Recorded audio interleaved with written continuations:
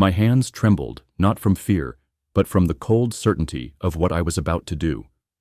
I was sitting in my girlfriend Marina's parents' living room, a place that once felt like a second home, but now felt like a stage set for a tragedy.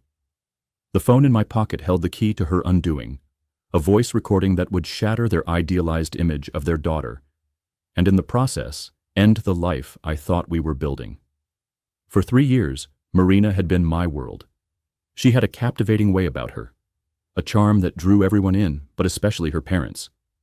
To them, she was a flawless, dedicated daughter, a rising star, an angel. They treated me with a sort of polite condescension, a silent message that I was privileged to be in her orbit. I believed it too, until the late-night phone calls started. It began subtly, about 6 months ago. She said she was working on a big project, hinting at a major promotion. She had all the details down perfectly, showing me work emails and complaining about her demanding boss. I had no reason to doubt her.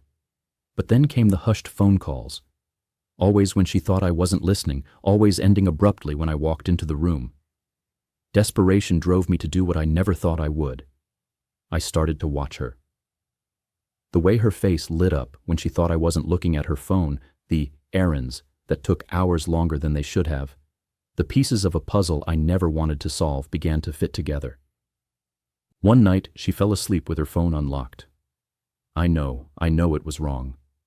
But the need to know the truth was a physical ache in my chest. What I found was a torrent of betrayal. Hundreds of messages with someone named Marcus, discussing their future, their plans to leave me, and how she was just using me for stability until she could get everything figured out. The cruelest part was how she spoke about me, as if I were a pathetic charity case she was stuck with, a burden. It was like reading a stranger's hateful thoughts about me. I could have confronted her then, should have. But I was too broken, too stunned. Instead, a chilling resolve settled over me. I needed proof, not just for myself, but for the truth. I began to record our conversations, capturing her lies, her false smiles, and her empty words. The night everything changed, we were at her parents' house for dinner. Another perfect family gathering, another performance. Marina played the part of the devoted daughter, accepting her mother's praises about her dedication at work, a dedication I knew was a lie. The hypocrisy was suffocating. After dinner, her dad pulled me aside. He wanted to talk about my intentions. Was I planning to propose soon? His genuine concern for his daughter's happiness was a gut punch. Here he was, a good man, worried about his daughter's future, while she was living a complete lie right under his nose. Just then, her phone rang. It had to be Marcus. Marina excused herself, but I couldn't stay behind. I followed, standing just outside the door, my heart pounding in my ears. I listened as she told him she missed him, how she couldn't wait to be done with this charade. But then she said something that made my blood run cold. She was planning to paint me as an emotionally abusive villain. She would tell her parents she had been too scared to leave me sooner. She was going to spin a tale of manipulation and control, making herself the victim and me the monster. My hand, still in my pocket, hit the record button. I needed every word, every lie, every piece of her calculated deception. The next few weeks were a living hell. I watched her act like the perfect girlfriend, knowing what she was planning to do. I sat through family dinners, accepting her parents' warmth and trust, knowing they were about to hate me based on a complete fabrication. I told myself to just leave, to walk away and let her tell her story. But the injustice, the thought of her destroying my reputation while she played the victim, was too much to bear. I made a plan. I called her parents and invited them to dinner, just the 4 of us, saying I had something important to discuss. They were delighted, no doubt thinking I was going to ask for their blessing to propose. The night of the dinner, Marina looked at me with confusion. She could tell something was different, a quiet calm she couldn't place. We made small talk, and she gave her usual perfect, polished answers to her mother's questions about our future.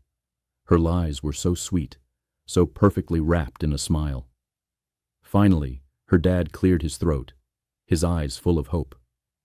"So," he said, "Marina's mother and I have been wondering, are you planning to make an honest woman out of our daughter?"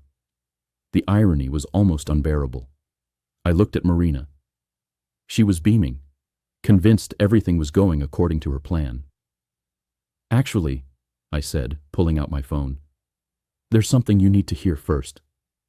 The confusion on her face was immediate. "What are you doing?" she hissed. I ignored her and pressed play. The sound of her voice filled the silent room, crystal clear, undeniable. Her casual chat with Marcus, her plans to use me for stability, the cruel way she talked about me, and then the chilling part, her plan to paint me as an abuser to her parents. The silence that followed was deafening. I watched the color drain from her parents' faces, their hopeful expressions replaced by shock and disbelief. Her father's voice was barely a whisper. "Marina, is this real?" She tried to deny it, to claim I had faked it, but the recording was too specific, too detailed, too undeniably her. Her mother began to cry, harsh sobs of a person whose world has just collapsed. I stood up to leave, my part in this play complete. "I'm sorry you had to hear it this way," I said to her parents, "but I couldn't let her destroy my reputation with lies. You deserve to know the truth about who your daughter really is." Marina was screaming now, calling me names, saying I'd ruined everything. But her parents didn't defend her. They just stared, seeing her for the first time. I never spoke to any of them again. I moved out that week, blocked her number, and started over. Sometimes I still wonder if it was the right thing to do. Was it justice or just revenge? I'll never know for sure. But I do know this. The people we love the most can be capable of the deepest betrayals. And sometimes, the only way to protect yourself is to let the truth speak for itself, even when it destroys everything in its path.